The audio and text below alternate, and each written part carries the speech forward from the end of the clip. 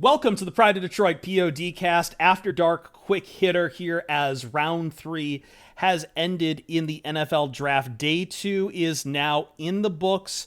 The Lions only really have 2 picks tomorrow on day 3 because they traded they picked up a lot of 5th rounders. They traded away it. We only have a 5th and a 7th rounder left to talk about unless the Lions move around again. Please God, no. But They will. They will, but I also feel like this team is not at the point where they really are going to keep a lot of these guys. Like, I don't think the guy in the 7th round is going to be hard pressed to make the roster unless he's like a complete special teamer, I feel like. For sure. So I'm Chris Perfett, the adequate host. Jeremy Reisman, the fearless leader at Detroit Online, the man who has been wearing a billion hats here, and Erik Schlitt, the editor-in-chief for Pride of Detroit. Glad to have you all with us here as we wrap up three rounds. And what a twist this has been, especially after some of the doom and gloom that I feel like we kind of missed you on, Jeremy, with what happened in day 1. Let's save a little bit of that towards the end because I think there's a conversation there. But I feel like if I gave you the top 5 picks, if I told you, here are all the Lions picks, first round to third round: Jahmyr Gibbs, Jack Campbell, Sam LaPorta, Brian Branch, Hendon Hooker, and Brodric Martin, defensive tackle out of Western Kentucky. And I told you there was a trade down in the first round. I think some people will be pretty happy with it. But the twist is that the guys I think we expected at the top of that, in that first round, Brian Branch and to a degree Hendon Hooker, were part of the second and third round along with LaPorta and Brodric Martin. And the tight end part that we need to throw out too is also Darnell Washington slid really hard because of some medical issues, which led to, I think, the Lions valuing LaPorta a lot higher. So where do we start? Who is the most intriguing member out of this day 2 class out here for you, Jeremy and Erik? Well, can we go just down the line? Let's talk about each pick. Let's start with LaPorta. LaPorta. Because it's funny you run down that list. We'll get to Brodric Martin, but those first 5 picks in the draft, I think it was Ty Schalter who said, like, this is a draft of guys who we thought were going to be there, like, were legitimate picks at 18. Like all 5 of those were like, he could be there at 18. That could be the 18th pick. That could be the 18th. It's just a full draft of 18th overall picks, which is, I mean, honestly, if you're talking about your round 1 through round 3 picks, that's pretty good. I like that, and I like thinking of it that way. But with Sam LaPorta, I mean, the question here is just he was the second tight end off the board, and I think that caught a lot of people up by surprise. And listen, I think he's a very good receiving tight end. I think he has the attitude of a blocking tight end, but not the technique of a blocking tight end. But he checks the most important box, which is he is a Dan Campbell dude. He is a captain. He is a guy who is a football player. He is a guy that Kirk Ferentz, who we talked to this morning, talked about before the Lions had even drafted him, saying he was very much like Jack Campbell. And so I think that's probably what put him over the top of some of the other guys there. But you know, I don't have a problem with it at all. I think people might be right to think that there were better options out there at tight end. But we know that the Lions value personality. They value football character, and that's going to push them over the top. And maybe the Lions take a little bit of a dip in talent, just to get a guy that they know is going to work his ass off day in and day out. Yeah, I think when we saw his interview at the Combine, he was one of the guys that we pegged as, one of the football guys that Dan Campbell was talking about.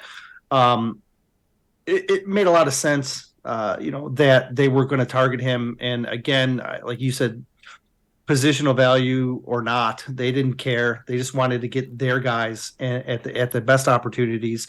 And LaPorta was very much one of their guys. I fully expected him to be drafted by the Lions. I didn't think it would be necessarily where it was, but inevitably, I figured he would end up on the roster.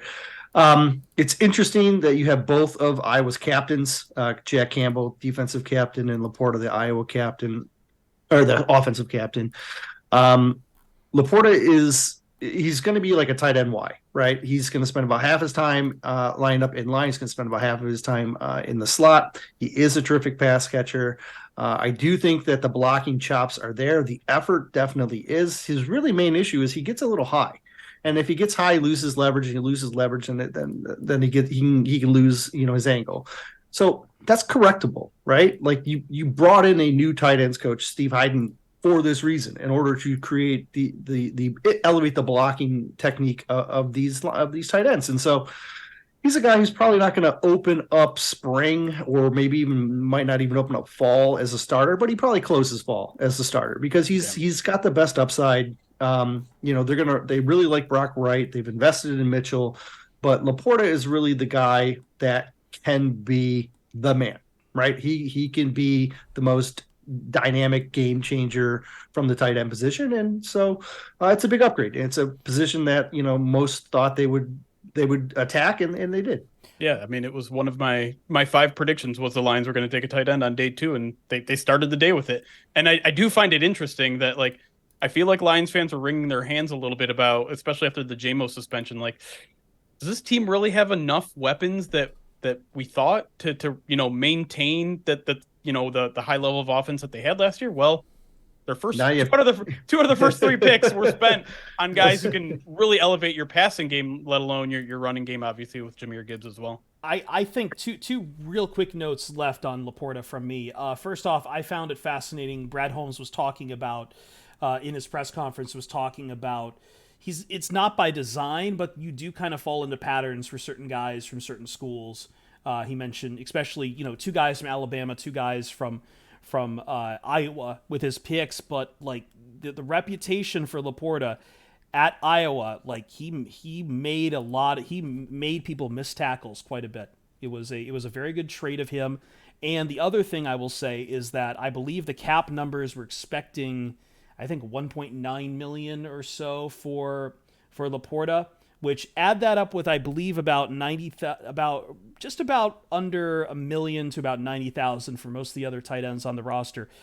You've got about half the money that the Lions would be spending on T.J. Hawkinson. Yes, so I think that is a phenomenal management of the cap there in that regard. You basically you're hoping to get a replacement in Hawkinson as far as the pass catching ability there. Yeah, you got younger, you got cheaper, and you got deeper at the tight end position. Absolutely. Let's move on to Brian Branch, who I can tell Eric really wants to talk about this. I loved Brian Branch coming into the day. I loved it. He's not just a safety. He can be a slot corner. He can move around a lot. Flexibility is the name of his game, and I think he fits this DB unit to a T, Eric. I really do. He was my 13th player overall on my draft board. 13. Like, I was ecstatic to see him land where he did. I was glad that they didn't hesitate in going to get him. And I just am enamored with what he can do. Now, he is this new-aged safety / nickel back. He's going to live in the nickel most of the time. But look, NFL defenses live in the nickel most of the time, right? He his long speed is his biggest hiccup, which is why you're probably not going to ask him to cover necessarily like outside guys. You're going to keep him in that box in the middle, and then you can run him deep in like 2 zones and stuff like that, split zones. He's a good split zone safety, but you're going to put him in the nickel, and that's where he's going to live. But when he's there, he has the foot quickness to cover traditional quick slot receivers. He's strong enough to cover the big slot type of receiver. He can match up against tight ends. He can match up against running backs. He can be a coverage linebacker. He can blitz off the edge. Like, he can do everything that you want. He started as a freshman at Alabama. That doesn't happen. That's really hard for all the time. Nick Saban's bread and butter is rooted in secondary, in play in the secondary. He was a secondary coach in the NFL before he was a defensive coordinator. He prides himself on his ability to make players in the secondary better. This kid started as a freshman because he's the smartest player that Saban's coached in a long time. Like, he was an extension. I think Brugler said he was an extension of Nick Saban on the field. Right. Like, and he's just a junior at that. Like, he went out as a 17 and 8 or an 18-year-old kid and was like, I can hold this down for the national championship, Alabama at the time. Like, that's nuts. And when you add in his ability to dissect what's going on, his understanding of the plays, his ability to ascertain what's happening, and then his positional range and the amount of people that he can cover, he should have been a first rounder. The fact that he ran a 4.5 is what dropped him to day 2. I don't care. I would have took him at 18, and I would have been happy. I love him. We were talking on stream during the party show. I think we had John Whitaker brought this up. It doesn't matter what his 40 time was because you're not looking for that in a safety. You're looking for a lot more of the short burst, which he still graded very well at per Kentley Platty's RAS cards, like the 10 yard and everything. Like he still grades very well in the short and burst categories, which is exactly where you want him.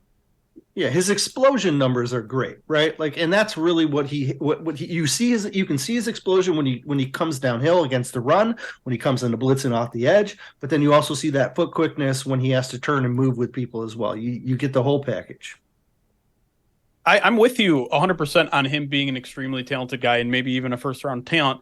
But the reason I'm glad the Lions got him on day 2 is because I'm not sure where his fit is right away. And maybe even in the long term, right? Because it depends. Like, he is a CJ Gardner-Johnson, I don't want to say clone, but like that's his perfect role. Mm-hmm. Yep. And so you just gave CJ Gardner-Johnson a lot of money, but for 1 year. So you didn't just like, okay, well, we see you later, CJ Gardner-Johnson. That's not what they're doing. But where else is there then an opening? Like, let's say they do give CJ Gardner-Johnson an extension. They got Will Harris is a guy who can do a lot of the things that they can do. They just gave him a couple of years, I think. 1. Was it just 1 year for Will? Oh yeah, poor Will's on it. He's in trouble. He might be in trouble, but like he's not getting cut. Yeah, he got the contract where it's a discount and he's going to cost more to cut than he's going to play. I think Will's outside. He's an outside corner now. That's kind of what I was thinking too. Yeah, yep, and in fact, in my little instant analysis, I put him back on the outside because I feel like that the Lions aren't particularly deep on outside corner. It's Jerry Jacobs and Will Harris right now, but I mean they just have all the even your guy. I want to do this to you because you're very happy with this pick, but you know what I'm going to say. Chase Lucas is in maybe a lot more trouble than Will Harris. He's on the outside right now. Chase is going to have to work. Yeah, but the other point being like, if you're going to play CJ Gardner-Johnson or you're going to play Brian Branch at safety, which I imagine they will at times, who are you taking off the field? Or you run in 3 with Tracy? Like, is there any concern, I guess, long-term for maybe someone like Tracy Walker that maybe now this is him slowly getting phased out? No, not for me. Okay. I think what you have in Gardner-Johnson and Branch is the ability to set up your base defense with your 2 outsides, your 2 outside corners, your 2 safeties, your 4 linemen, your 2 linebackers, and you have 1 more spot. Yeah. With Gardner-Johnson and Branch, it allows you to pick any other spot and remove it because you have 2 of these guys that can do almost everything, right? So 1 linebacker. So you go 1 linebacker, and you can have 2 hybrid nickels. You can take a safety off if you want and drop Kirby in a single high, and then you don't have to force Tracy into this box slot. You now have another guy in the box slot. You can take an outside corner away. You can take a nose tackle and just run some and run your edge rushers. Maybe even put Derek Barnes on the field and blitz Derek Barnes as an off the ball linebacker. So you think he's off the ball, you don't think he's going to come, and now all of a sudden he comes, and you can do that because you got 6 guys behind you, and 2 of them are hybrid players that can do just about anything. It's beautiful. Take a breath. No. This is why I was saying like a guy like Trenton Simpson made a lot of sense because he was a guy. If you get Trenton in like the 3rd round, he's a guy who can match up in a lot of different ways. I didn't think they were going to get Branch in the 2nd, right? Like I just didn't think it was realistic. I thought he was going to be gone. I was asking for him at 34. Yeah, and then so I'm ecstatic. It gives Aaron Glenn so much more options, and they can run every defensive set that you want. You want to run bear, 4-3-3-4. You want to run NASCARs. You want to run dime sets. You want to run hybrids. They have players to run basically every defensive set you want. And if you look at how they run that offense, where they just match up against the opponent and they orchestrate things how they want to do it, so that they have that same personnel availability on defense where they can just match up and they can play different guys in different games and always put a group of players on the field that can do well. All right, we're 15 minutes in, and now I have to rip the Band-Aid off because, look, I know I'm going to eat a little bit of crow on Hendon Hooker because I've been incredibly downer on Hendon Hooker. And now here we are. He's fallen into the lap here to the Lions at the 5th pick of the 3rd round. And I don't hate it. I don't hate it, Jeremy. And it's driving me insane why I don't hate it. But, okay, Anthony Richardson landed in a really bad spot for the Indianapolis Colts. He's going to start there with no O-line. They got him a little bit of receiver help, best he could, but he's going to be asked to start day one. That's not a good situation. Hendon Hooker in the Lions is the complete opposite. He is someone, and he might just be a QB2 for his entire career, and that is completely fine. My problem with Hooker has always been about the fan reaction, trying to tell me about this is a first-round talent, he's a bona fide starter, and I'm sorry, it's not just the age, it's not just the ACL, but it's also that he ran a very college-heavy system at Tennessee. Those are fine with transition time to get up to the NFL. I don't know what he will be in the NFL. He might be a bridge quarterback if Jared Goff decides to leave after his contract is done. He might just be a QB2 his entire career. It gives the Lions options.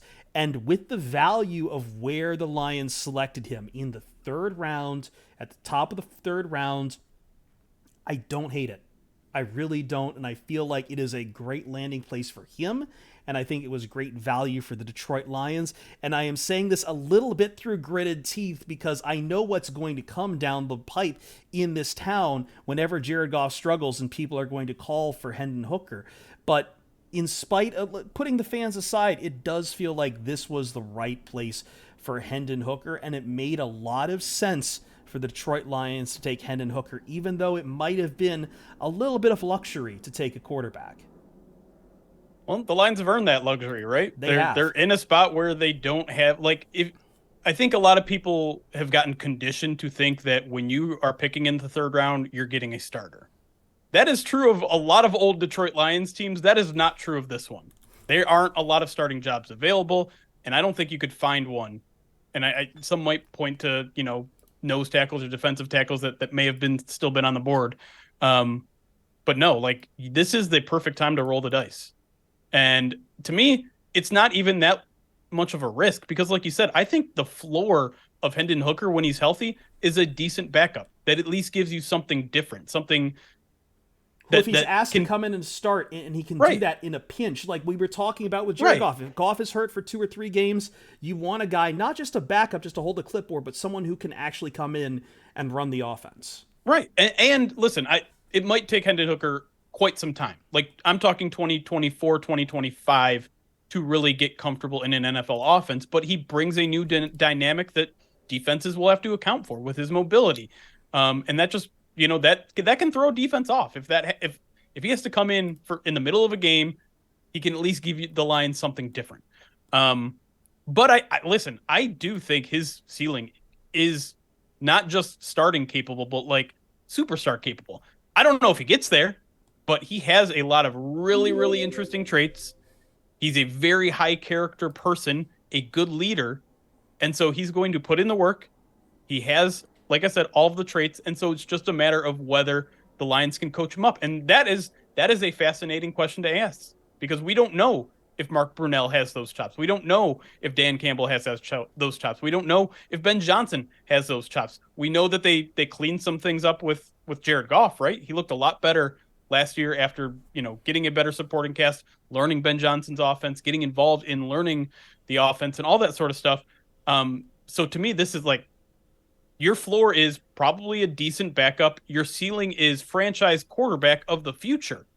You absolutely take that risk in the 3rd round. No question about it. If you want to talk about positional value, which was everything that anyone wanted to talk about on day one, getting a high upside quarterback at the top of day 3, that is great positional value.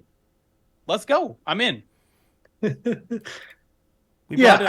brought up so much chat during our live stream told us we were banned from doing it unless we take talking about positional value, unless we take a drink. I'm sorry. Go ahead, Eric. I just wanted to throw that fact out there.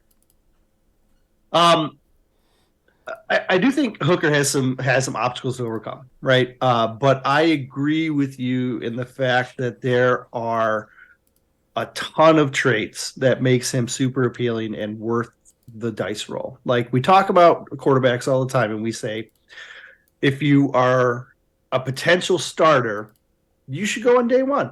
That's what should happen. And then if you're not, you should probably go on day 3. And there really shouldn't be these the only time you should have a quarterback on day 2 is when you have these unusual circumstances. And this is one of those unusual circumstances, right? So it's, if he doesn't have the ACL, he's a lot closer to going at the end of round 1 if he's ready to go right off the bat. Now, in Heppel's scheme in Tennessee, it's so QB friendly, right? It's designed to get his receivers free releases. It's designed to create open windows, but he still has to hit those windows, right? Like he still has to be accurate and have the arm strength to be able to get the ball to where it needs to be.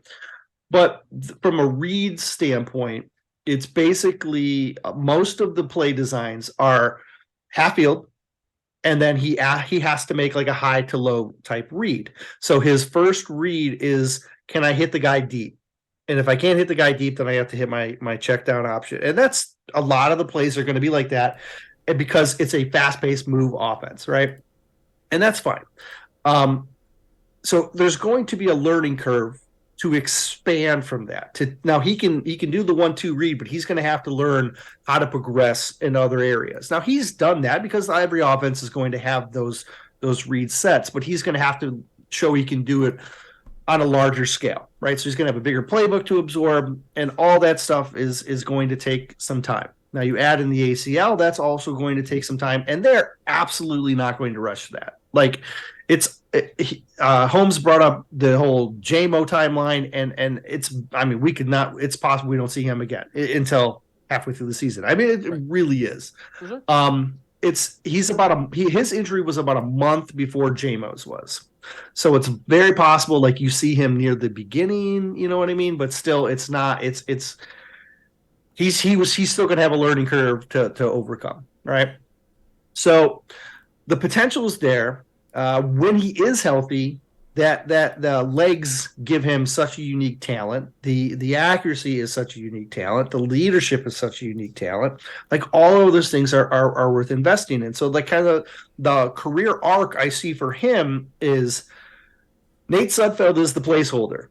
How fast can you beat Nate Sudfeld, right? And then you got to get healthy first, then you got to get the playbook, then you beat Nate Sudfeld. That's step 1. That could happen this season, right? It could. It really it could happen this season. And if it doesn't happen this season, the expectations will be that it will happen next season. Like so that you don't have to re-sign Sudfeld, you have your 2 guys. Then it becomes you have to learn as much as you can in 2024 so that you're golf insurance now. So you go from get healthy, beat Nate Sudfeld to now golf insurance. And then you're going to see what happens. Exactly, right. And so if Goff doesn't have an extension at that point, he's going to have a lot of pressure put on him to get up to speed as fast as possible. And so when he gets to that point after that season, depending on what they do with Goff, some of that could depend on the progress he sees from Hendon Hooker, because I do think he has starter upside, but I also do think that if the floor for him is QB2, great, that's worth your 3rd round. Look, Julian Aguara, Ife Malafano, these are 3rd round picks. Like right. That's every once in a while you get in a lean, and that's great.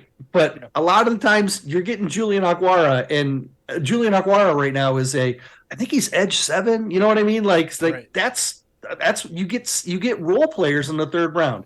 I know mock drafts are fun, and I know in mock drafts you always get that starter, but in reality, once you get outside of that like second round, you usually are getting guys that are more specific and their talent is upside but that's what you're buying. You're buying the upside as opposed to like a guy who you think is going to like take a starting role right now. Final notes on Hooker to you, Jeremy. Anything else to add? I think he nailed it. I mean, all upside. It's all upside. It's low risk. It's very high reward, or like I said, it's a high floor, because I think he's easily going to be the best backup quarterback this team has had since what? Ever? Oh God, I'm gonna have to go way back, man, because we've been drafting like Brad Kaya last time the Lions were up to the plate for quarterback. Sean Hill is the correct answer, I think. I almost said Dan Orlovsky. Jesus. This team hasn't been competitive since Sean Hill was around, so they haven't needed to invest in a backup, and now they have. Yeah. Teddy. Yeah, I think this does take Teddy Bridgewater off the table for the Detroit Lions. Real quick, I know we said we'd keep this short. We're at 25 minutes here, so Brodric Martin, Jeremy, just I don't know too much about him. This seems like I think there was a lot of confusion from our fans on the stream. This seems like a scheme kind of guy. This is virtually a 4th round pick. It was like right at the end before compensatory picks came in, I believe. So this is definitely a full nose tackle. Some interesting stuff. I do know he was in for some interesting pass rush stuff. Big boy though, really big boy. This, I don't know. It's a weird pick. Like if I cared enough about day 2 and day 3 picks, I might get angry at this one, because the Lions paid a lot for a nose tackle. They traded their 4th and 2 5ths to get up to the 3rd round to do this, and a lot of people had a 7th round grade on him and his bad RAS, but like, he's a nose tackle. Some teams are going to value that. Some teams don't care about nose tackles. The Lions are one that heavily value nose tackle. They basically telegraphed that they were going to take one by saying, listen, Isaiah Buggs is a really, really good player, but he played way too many snaps for us last year. And so that's what Broderick Jones is going to come. Or you made me do it now. Broderick Martin do. That's what Broderick Martin's going to do. And it's fine, right? Like we were just talking about how 3rd round picks, like, you're hoping to get a role player. You're hoping to get someone that can come in and play a handful of snaps for you per game. That's he's virtually a 4th rounder at this point too. But again, you spend a 4th and 2 5ths to get up top there. 100. He's still a top 100 pick, sure, absolutely. But so is Jake Moody, the kicker from Michigan. Right. So my only question is, like, why the urgency? I mean, what did Brad Holmes know that required him to spend almost all of his day 3 resources to get this guy? Again, I don't really care, because it's day 3 resources and this team doesn't need those day 3 resources. We did not need 5 5th round picks, no. But I'm just curious. Like, I want to know what team was knocking on the door to get a guy that most people, most even hefty draft analysts didn't really know, right? He was a 7th round grade on Dane Brugler's board. I think PFF had him with a 5th round grade, so still a quote unquote reach. But again, we're talking about media, which isn't always reality. I want to know who the team that was itching to get that nose tackle that the Lions needed to jump. So what's interesting is if you look at Lance Zierlein's rankings at NFL.com, he typically tells you what grade or what round he expects a player to be drafted in his write-ups. But then when you look at his grades, like he uses a number like a lot of guys do. So what I do for my draft board is I take that number and then I take all the players' numbers and I put them all in the list and then I rank them. And so while he said that Martin, he expects to be picked in the 6th or 7th round, if you look at his potential, which is what the grade is, like what he thinks is potential, that was pick 113. So he gave him a potential grade of like an early 4th rounder, yet said he expects him to go later. And so and that's a lot of what when you look at some of the other profiles, that's kind of the message that you get with this guy, is that he has such a unique body type, 6'5", 337, right? But he's light on his feet, and that those two characteristics don't always go together. And when you are able to mesh them, there's upside potential. There's another guy who's around, 330 pounds that has light feet on this roster called Aleem McNeil. And we're all pretty familiar with him. And so I think the concept here is that he's looking at him in a similar vein that he was looking at Aleem, saying the skill set or the combination of traits that Martin has is appealing enough that he's worth it to me, where I think he's not going to be there at pick 120, whatever it was, right? So, well, is he right? Is he wrong? We won't know, right? But with the undrafted guys, you're always going to get less information on them because the analysts they're usually late to these guys, right? Right. And it's why we don't have as much information as we do. But like, what I know is he can occupy multiple gaps. I know he's strong. He's got good hands. He's got light feet, and he's mostly a plucker with upside. And so when we see him in camp, we'll know a lot more about what he can do then. But for now, we're just kind of basing it off, bits of information here and there and trying to put it together. And I think the one last piece of information that's interesting and maybe the reason why the Lions had a little urgency there was that he had a lot of top 30 visits, right? He was a very late. It's kind of an interesting story where the Lions, he must have been late on their radar because he was his either last or second to last visit. And Lions actually called him while he was on a different top 30 visit. I think he said with the Chargers. Yes, he mentioned the Chargers during his press conference, I think. Yeah. So he was on people's radar. Clearly not as much the media's radar as teams, but the Lions spent a top 30 visit on him. Like they clearly believed in something that they saw, and Brad Holmes said it was reinforced by that visit. So an interesting prospect. Again, like this, I don't want to ever overreact to like the reach. This is the difference between day one, because day one, my issue wasn't that they took guys that were going to be there in the second round. My issue was positional value. I don't care that this guy had a 7th round grade according to a bunch of people. I don't care because frankly, it doesn't matter. He kind of screams like he fell through the cracks too. This guy redshirted. This guy redshirted at North Alabama, was there for about 3-4 years of eligibility, transferred to Western Kentucky, played in the East-West Shrine Bowl. Really. I don't think he was a combine invite at all, Jeremy. I don't think so, no. So, I think that's why he got a lot of these visits, and I think they just kind of saw something they liked that fit what the Lions wanted to do with him. Yeah, and I'm sure tomorrow morning we'll see all the tweets saying, "Oh, the Patriots really wanted this guy," and the Lions grabbed him right before the Patriots were about to trade up and get him. We have a little bit of time here. I missed having you on last night from Allen Park, so I did want to get. And now that we got Erik here, I would love your guys's. I'm kind of preempting the Monday POD cast a little bit with this, but since you've brought up the dreaded drinking words, since you've brought up the reaction from the league that happened when Jahmyr Gibbs was taken, and you brought up earlier our friend Ty Schultz, who said this is probably the best crop of a bunch of guys you liked at 18. What do we make of we've got the full top 100 players for the Detroit Lions now.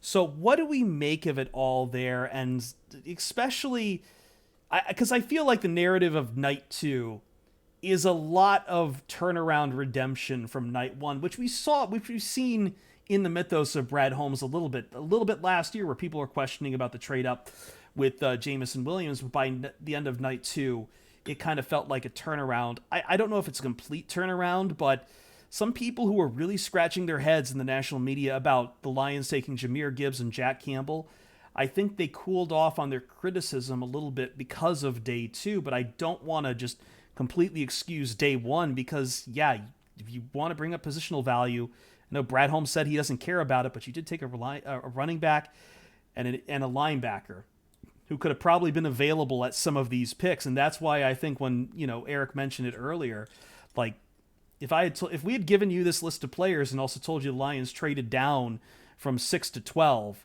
you've been like, all right, I could see Brian Branch as a 12th pick, and like, okay, maybe it's weird to take Hendon Hooker at 18, or Jahmyr Gibbs at 18, but we could like work ourselves into it. But no, Jahmyr Gibbs is the 12th pick, Jack Campbell is the 18th pick, and it invited a lot of criticism, and I think it's going to temper some of the draft process of Brad Holmes here. Yeah, I don't think you can talk about day one of the draft without talking about what happened at 5. Because I do think that threw a wrench into everything. With Witherspoon taken by the Seahawks, yes. That's right. I mean, I think that was the end of blue chip players for the Lions. That was the line in the sand where it's just like, well, sucks we didn't get our one of our top guys, and Brad Holmes even said it after day one, like, yeah, we missed out on some of our top guys. So they traded back. And then there's just this pool of a bunch of guys that I have to imagine they all viewed in a very similar grade, whether it is Jack Campbell or Jahmyr Gibbs or even the tight end Sam LaPorta. I bet all those guys kind of had a similar grade to them, and so yeah, you listen. I'm not going to sit here and pretend like I wasn't pounding the table against running back and pounding the table that making fun of the Bears for spending all the money they did on off-ball linebackers. I can't sit here and say I'm thrilled with the Lions spending on those picks either, but I try to spend this weekend trying to understand why the Lions did what they did. And it's not that hard to understand, right? They view Jahmyr Gibbs as much more than a running back. And I know people are going to say, well, they gave David Montgomery all that money. They're not going to play the similar roles at all. They're going to be able to play both of them at the same time. Both those guys are going to get the ball plenty of times.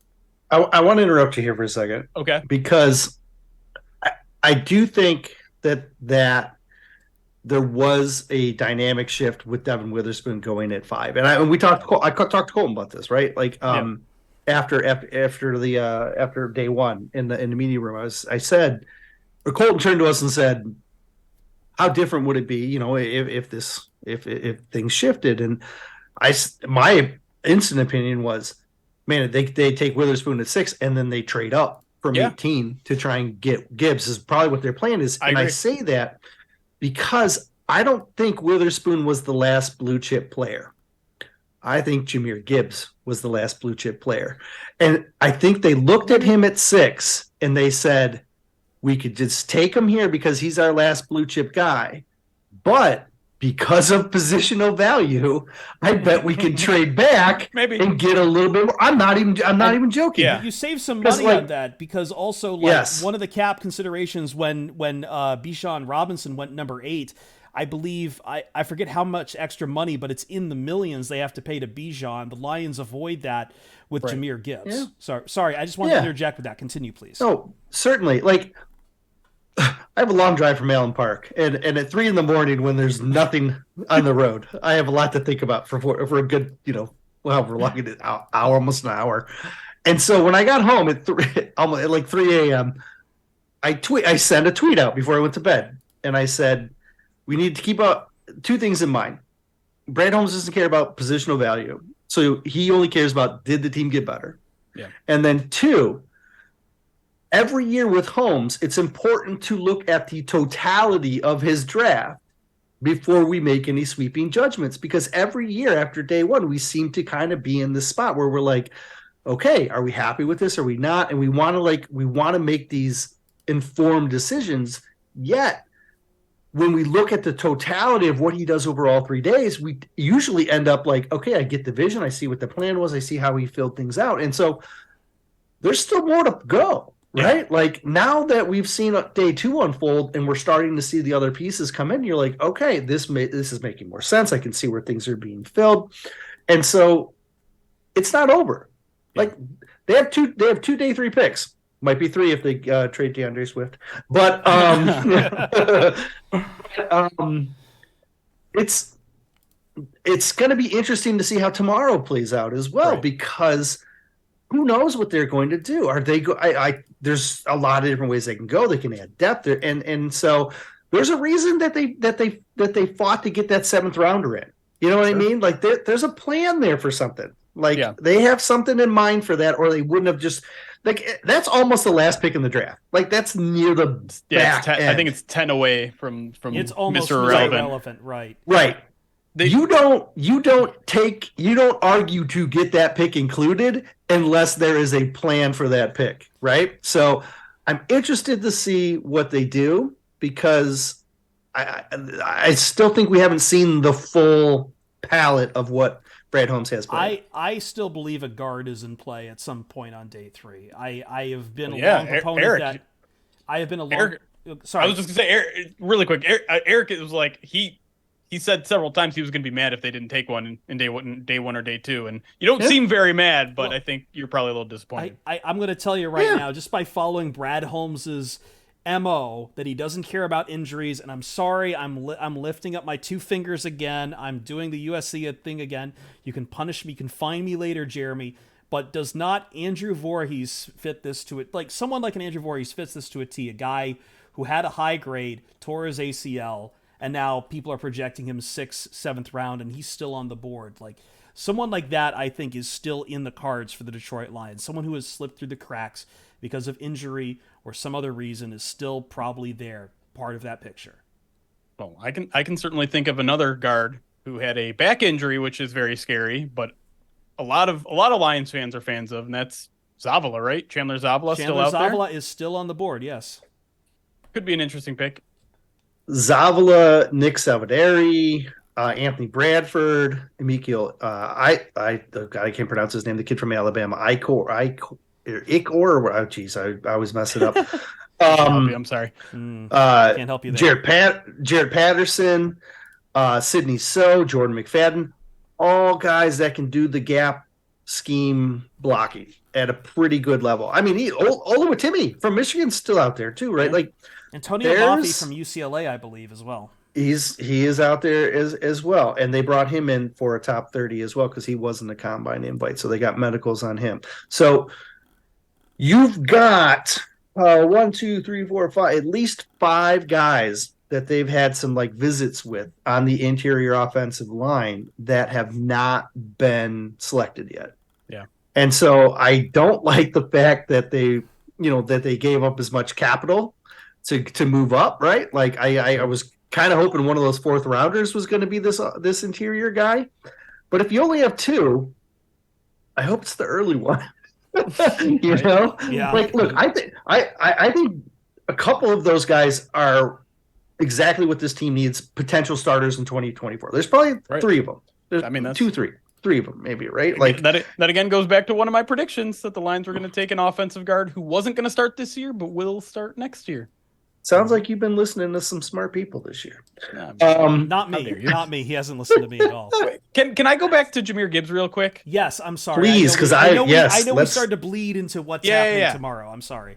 No, because I think an interesting conversation that we need to have is Jahmyr Gibbs at 12 or Bijan Robinson at 6.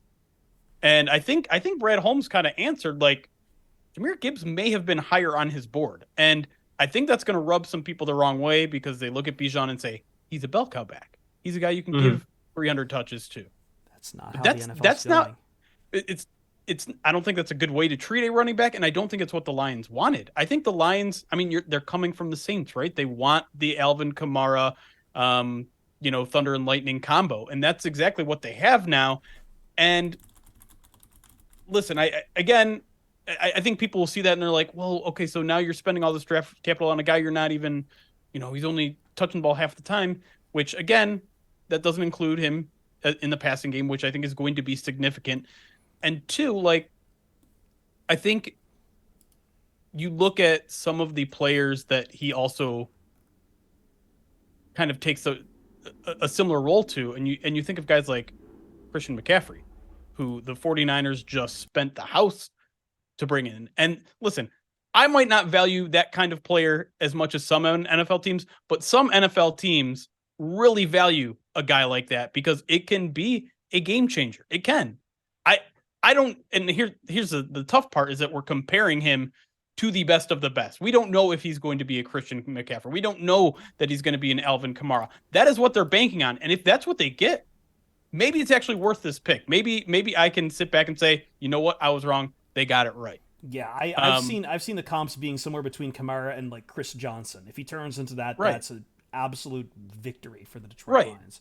And listen, who am I to say that I know positional value better than the smart coaches up in San Francisco, right? Like they spent a ton of money to get Christian draft picks and money to get Christian McCaffrey, and he helped. And so if the Lions got Christian McCaffrey, if they got Alvin Kamara,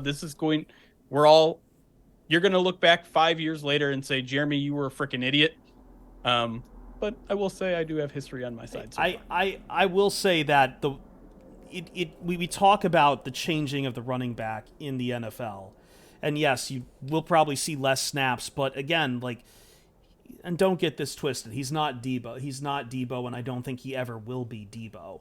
But someone like Jahmyr Gibbs fits this mold of this revolution of running back where, yes, your bellwether running back is losing value because the more you put him out there to carry the rock, the more likely every time you get hit, running backs get hit almost more than any other position except for like D linemen and O linemen because they're crashing into each other every play. But like running backs get hit a lot. This move towards a pass-catching running back as the league itself is getting more pass-catching heavy too, especially over the middle, especially in short yardage, especially as RPO gets used, especially as play action becomes far more prevalent. This is kind of the pick that you would want to make that fits that model. Like, I'm not going to sit here and say this is the running back that'll overcome it, but if you're asking me between Bijan Robinson and Jahmyr Gibbs, I think Gibbs fits kind of the future of running backs a little bit more. I do think he's their Kamara. And if we reflect back to Kamara's early career, he split his touches with I told you his name yesterday and I'm forgetting it now. Michael Urban, right? Or Ingram. Jeez, Ingram. Jeez. Mark Ingram. Mark. I knew it was an M. Yeah, Mark Ingram, another Alabama running back, by the way. Yeah. Right. So with Gibbs, if you look at Gibbs like stats, like he was catching like 70 passes a year when he in his like first year, but he only ran like for like 250 yards or something. It was slow. It was lower. I don't know exactly what it was, but it was lower. And then you saw the running impact get bigger and bigger and bigger, but the pass catching element it stayed pretty consistent. He catches like 70 balls a year, like all the time, right? I kind of envision Gibbs in that similar mold. Like, look, Montgomery and Gibbs, as different as they are, they also have a lot of similarities. They're both really good pass catchers, right? They can both run between the tackles, and so there's opportunities for you to be able to use both of them at the same time, right? Like you don't have to change your scheme regardless of which one is which one is on the field at the time, right? But for me, Gibbs, the thing that's most exciting for me about Gibbs is that he's your home run hitter. You haven't had a home run hitter since what, Javid, right? I mean, like maybe Reggie, but Javid, right? Week 2. I mean, I know. Swift. I know Swift doesn't have breakaway speed, but he hits some home runs early in the season. No, 100%. Here's the difference. Swift absolutely can hit the hole, and he can scoot, right? He absolutely can. The difference is that Gibbs no one's going to catch him. Isn't going to get caught, right? Like when you watch him, and I've said this before, we didn't talk much about him because I didn't think he'd be there at 48, right? Like, so he's been kind of the afterthought because we've all talked about, like, we talked about Bijan a ton as a potential first rounder, and then we're like, Gibbs won't be there when they pick at 48, so like, let's just talk about all the other guys, and but he's always been in that spot where he was such a good player, but we didn't think he lined up with where the picks were. But he has so many intangibles that are going to make him just he's going to be the Brian Branch of offense. You're going to put him all over the place, and you're going to be able to use him. And he's got legit 4.3 speed. When you watch him at Bama, the way that he separates and then pulls away from people, it was eerily like J-Mo. When you're scouting J-Mo and J-Mo just ran away from people, it's the same thing, except he's a running back. He just runs away from people. And it's like there were games where he hit the gap and then he was gone, and then the players that are running him down are still full tilt, and he's gearing down, and he's 20 yards away from the end zone, and he's already gearing down because they're not even going to get close to him. Like, that's stuff that J-Mo does, and not many other people out there.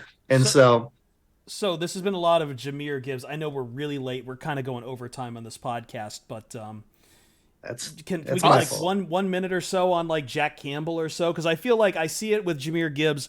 It's a little harder for me to feel, and I loved Jack Campbell. I loved him though as Yeah. as a round 2 or 3 guy. I think it maybe indicates they're not quite as happy with their linebacker core as some people were trying to say. Yeah. I don't know. I think he's starting next year. I didn't think it originally, but now the more I think about it, he is starting somewhere.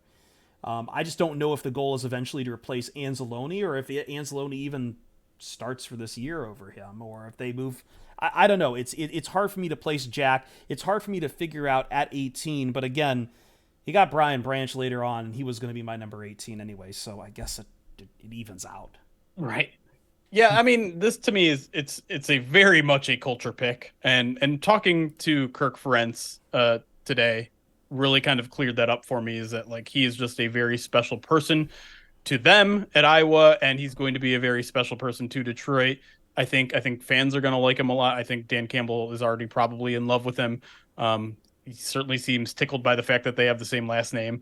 But as a player, like yeah, I think again, like he's going to have the exact kind of attitude you need as a linebacker. He's going to be a very hard worker. He's going to be a leader. I wouldn't be surprised if he's a captain the minute Alex Anzalone leaves, which will probably be in 2 years at this point. But I think those two are going to play together. I think those are the guys that they trust the most now. I think they think Jack Campbell is going to be a starter year one right off the bat. And listen, he's tall, he's big, he's got good athleticism. I think I think I'm still trying to figure out if he's actually good in coverage or not. He has a lot of good stats. He has a good coverage grade on PFF. He has 4 or 5 interceptions, but he also gives up a lot of completions. So, um, I'm not in love with the player, but I get it. And I think all the intangibles, I think if they fall in the right direction and some of the athletic tools that he has lines up with that, and there's reason to think that all of that will fall in line just because of his intangibles, just because of his football character, then the Lions are going to have a long-term linebacker. I don't know if he's ever going to be like a Pro Bowl level talent, but he's just going to be a guy that's going to be there and consistent and hardworking and an emotional leader. And so would I want that at 18? Probably not, but it's also interesting too that a linebacker was not taken until the end of the second round, maybe the early third round. He was the only Yeah, one off the board for the Drew first Sanders, 60 I some believe. picks. Drew Sanders from Arkansas, I think. What was he like? 60, whatever. It doesn't matter. And so you can read that a couple 60. different ways. Yeah, 5 linebackers went off the board in the third, but Right. Luke, none in the second. So you can read that a couple ways. You can read Jack Campbell was the only one worth a damn to all of these teams, and the Lions were smart to grab him when he did. Or you can say, why didn't the Lions just wait until the third round and get it when everyone else was coming off the board? And it's hard to know which one the Lions, which bucket did the Lions jump the gun, or did the Lions time it perfectly? We'll probably never know. I think Campbell starts at the mic, and I think Anzalone has some positional range from his previous stop in New Orleans where he played some will, and so I think he's capable of playing that will spot. It's a little less responsibility, but I think Anzalone will hold the green dot, but they've floated that green dot before. And so I wouldn't be surprised if they kind of made that a floating thing where they switch the helmets out. It's a little trickier, but look, that's what they get paid to do, right? But I do expect Anzalone to probably play the will. It's going to disappoint a lot of people that Malcolm's going to end up being the third guy because Malcolm does have a better upside than Anzalone, right? But at the same time, they like to rotate 3 guys, and so maybe Malcolm's snaps go from like 60% of the snaps a game to now like 40% of the snaps. But like he's still going to play. He's just maybe not going to be a technical starter. I do agree with you that in a couple of years, it makes sense for Anzalone's contract to come up, and there's an out for the Lions after that, and ideally Jack Campbell's ready now. Campbell has a ton of athleticism, and when he sees it, you can see that athleticism. But when he doesn't see it, he scales back, and when he scales back, all that athleticism advantage that he has goes away. And so the trick here is you have to get him in a spot where he's seeing it consistently and as fast as he can, right? And some rookies, they find that early. Malcolm is a great example of that. Right. He has that. He has that in his DNA. A lot of other rookies, linebackers don't, and it takes a while for them to be able to find those triggers. And so, how fast Jack Campbell finds those triggers, I think, will dictate if he ever has to leave the field, or how quickly he ends up holding that green dot like the whole time. So right. He has steps in order to make in order to get to a dominating like top LB1 on this roster. But I'm with you, Jeremy. I think both him and Anzalone are going to be the guys that start, but you're still going to see a healthy dose of Malcolm.